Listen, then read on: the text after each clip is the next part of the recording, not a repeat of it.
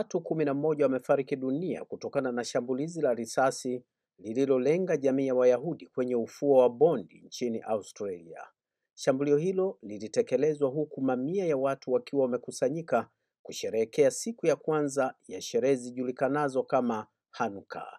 Hii ni TriGen Media. Taarifa kutoka nchini Australia zimebainisha kuwa hilo ni shambulizi la kigaidi na moja ya matukio adimu sana kutokea nchini humo.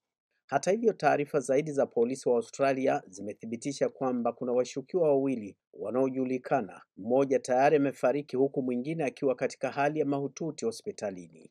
Maafisa kwa sasa wanachunguza kama kulikuwa na mhalifu wa tatu aliyehusika katika shambulio hilo.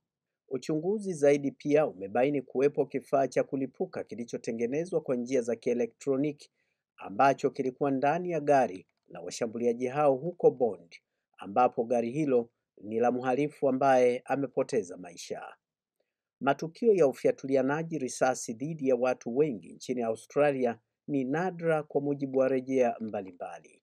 Australia haijazoea matukio hayo kutokana na sheria kali pia za kumiliki silaha zilizoanzishwa mwaka 1996 baada ya shambulio la huko Port Arthur lililogharimu maisha ya watu 35 baada ya mtu aliyejihami kwa silaha alipowashambulia kwa risasi. Australia, sheria za ununuzi wa silaha zinahitaji ukaguzi wa kina kwa mujibu wa taasisi ya uhalifu ya Australia, ambapo mauaji ya watu 31 ya bunduki, takwimu za hivi karibuni zinayataja kuwa ni yale yaliyotokea mwaka 2023 na 24. Mashambulizi ya watu wengi pia si hali ya kawaida nchini Australia, tofauti kabisa na mataifa mengine ambayo matukio kama hayo huongezeka siku hadi siku.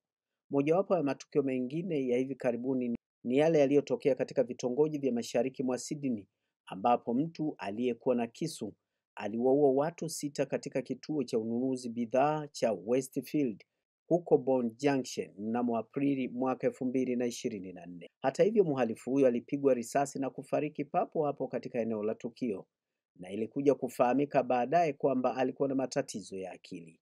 Hii ni TriGen Media.